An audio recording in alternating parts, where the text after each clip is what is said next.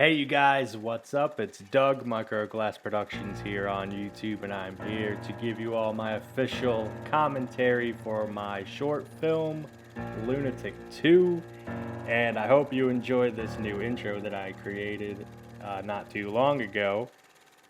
This is going to be in front of all my future videos now, so that's awesome.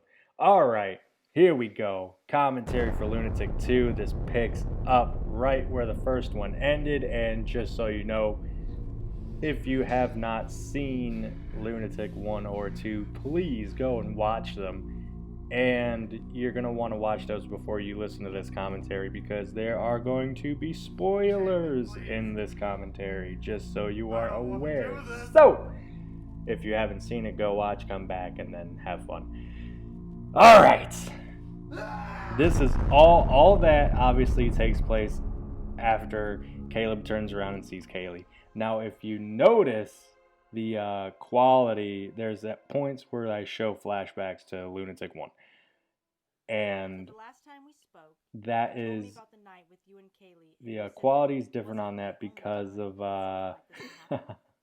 I filmed it on the iPad because for some reason, I don't know what it was, if it was the computer or I just didn't know how, but I had to record the clips that I needed from the original Lunatic with my camera from my, film the actual iPad screen, so that's why the quality is not the best. It's poor quality there, but I kind of like how the image quality of it turned out, because it looks kind of grainy and gritty, and of course, seems pretty cool. Time on Thursday? The voice you are hearing, which is Caleb's therapist that he's talking to, of course, after all the events that has transpired with him, he needs to get all this out. He's got to talk to someone, and that voice is of my mom, Jody Lehman Lingus, who you all will recognize from my fan film of the director with the bathtub kill.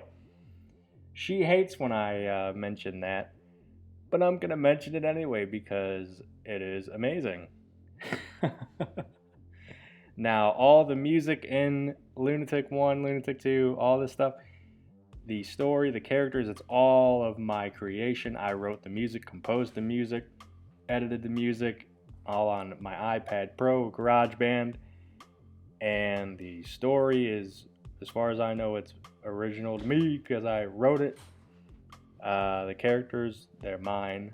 I named them and did all that. I shot everything, edited everything, wrote everything, pretty much did everything for the first two. Now, what you will notice with Lunatic 1 is that in the first one, Caleb is interacting with someone. He has someone to engage in conversation with. There's someone there with him. Lunatic 2, I found this really interesting after, editing and, watching it. I was like, damn. In the second one, he is all alone pretty much. He's all alone. He's isolated with no one around, nothing there but his mind to keep him company. And obviously you'll see why. And then this whole this whole bathroom dance thing. Joker had just come out a week or whatever into filming this, and I'm still obsessed with this movie, but I was really obsessed with it. I'm still obsessed with it. So I did my own take on the bathroom dance. This is music that he's got on his phone, and he's just jamming out and he's just rocking out. And you notice how he walks up to his house. That's an homage to the first one where he's walking up to Kaylee's house. There's a lot of parallels, which I think is cool. But when he goes into the bathroom, that's all the present. From here, when he gets in the shower and he gets out of the shower and he puts this outfit on, this is all in the past right here. Because what I'm trying to do, I'm trying to mess with the people that are watching, the viewer. Whether I did a good job, I don't know, but hey, it's my film. I love how it turned out. I do kind of feel like this bit went on for a bit too long. I originally wanted to have him dancing to She Wants Revenge, one of their songs called Tear You Apart. I love that song. Ever since I've heard of that, the Academy of Villains show from Halloween Horror Nights 2019 or 29, and that song is just cool. And I was like, damn, I would love to use that in a short, but the whole, music and copyright and all that stuff. And music and copyright stuff, that's a pain in the ass. So I'm just like, I'll just use something that I've made. And now you notice how he's like, yeah, I'm almost ready. There was no voice there. Whether I was going to put a voice there or not, I don't remember. But I kind of like how there's no voice, because it's like, okay, what the hell is going on? And then I have him in this particular outfit as an homage to the director from Halloween Horror Nights, because I love that character. So basically what's going on here is that this is in the past right now, this stuff here. He's going out to like a Halloween party to hang out with friends and his girlfriend, and they're all gonna go and drink or whatever they're gonna do. And so I love how this turns out. Like, he's got one camera and one shot. Every time it switches back to him, the camera changes. Because I wanted, like, when you're watching, I want people to be like, wait a minute, did his camera change? What the hell is going on? And then his future self shows up, like his present self, I should say, his present self, when he's in the hoodie. Right here, and now notice there's nothing in the glass. There's nothing on his plate. There's no food. What is he eating? You can make up your mind on what he's eating. You can, it's up to whatever you want to think he's eating, he's eating. And then I love how I did another parallel with the "so good" line, like how I did with the first one, where Kaylee asks him, how is the cake? And he's like, oh, so good. And now he says it here. And that now he's into, this is cool, because he's like, you want to hit this, meaning, drugs. And this is basically making it look like he's talking to himself, which he kind of is. Because with the whole girlfriend thing, this is what he went through. Like, that would be his girlfriend right there, and then that's him, like, saying, hey, I'm not into that. I'm fine, I'm good. But then eventually, after the events that transpire, he's, he gets into drugs and, to cope with the loss of his girlfriend. It's so cool. I love this. I love this. Have it your way then, laddie, you flat. The accent. Okay, the Scottish accent bit. Me and my friend do that all the time. I'm always doing that accent. It's just a joke. It's funny. I think it's funny. That's why I did it. That's why I threw it in there. Plus, it's like when he's smoking it, so he's like, he's gonna be goofy for a second, and then I love this shot. How he pulled away, nothing there. It's so good. And he's just cracking up. He's laughing at nothing. He is laughing at what he is seeing in his head. It's so good. And then we cut back to him, and then we get the whole "You Let Me Die," which I had to do that line because I didn't have the stock footage of my aunt that did the voice in the first one. She did that voice. We saw the commentary for that for Lunatic I, but then we get into a flashback. This is where he starts like going like, oh shit. And he like goes crazy for a second. Because the whole time you're supposed to think like this is a full-on sequel. So you went out to celebrate Halloween with your girlfriend. And then it turns out it's really a prequel by the end of it when you watch it. So really, all of this takes place, and then the events of Lunatic 1, and then we're going to get into Lunatic 3. We're going to get into that in a bit. Now, you're going to notice some inconsistencies, like plot holes and stuff. I noticed those after, because, okay, writing, like I got the ideas. When it comes to like dialogue, I am not the best. Dialogue is hard for me. Like I don't know why dialogue is a pain in the ass. But yeah, dialogue is not my my strong suit. and and this is a one man show. I would have loved to have some actors, yeah, to play the two drug dealers and his girlfriend because that's what I originally wanted. And I've always had the idea, like I always knew with Lunatic 2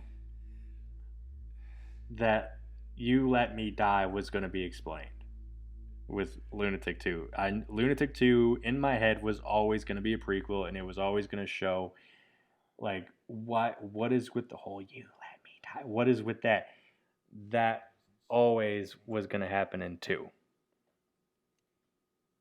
And then now, man, I am just jumbling all around here. You guys should know me by now that I just ramble and go on. I love this song, how it turned out. I love this song so much. I wasn't sure what I was going to call this song. I wasn't sure if I was going to call it I Let Her Die or Lost or something else. But I love how this turned out. It's so good. This is my favorite song that I wrote for Lunatic 2. This is my favorite song right here. This is my favorite because it's so like it packs that punch, like it's like emotional and shit. And then it's like, oh man, see now this is the start. Or no, this is the breaking point for him. And then like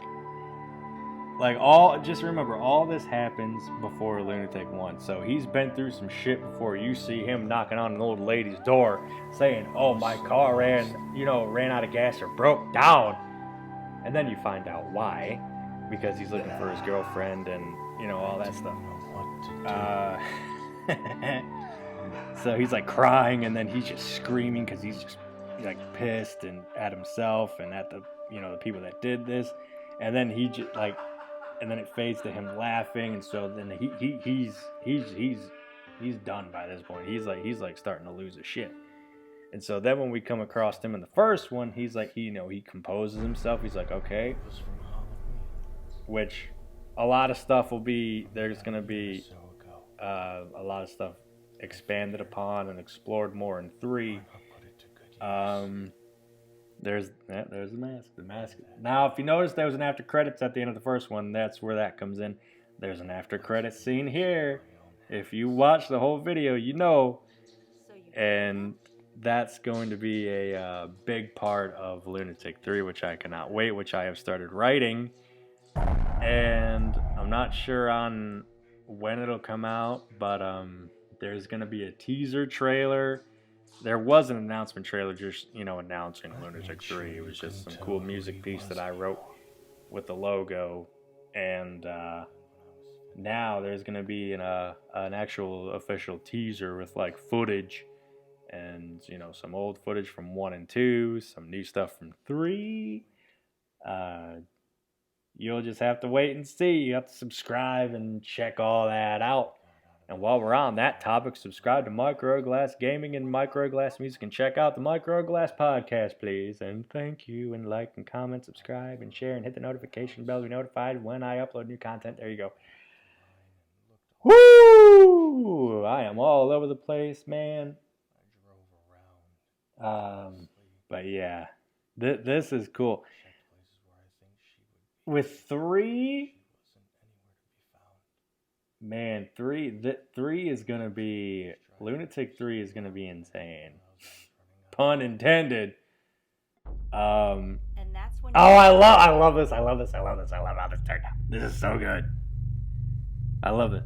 Boom.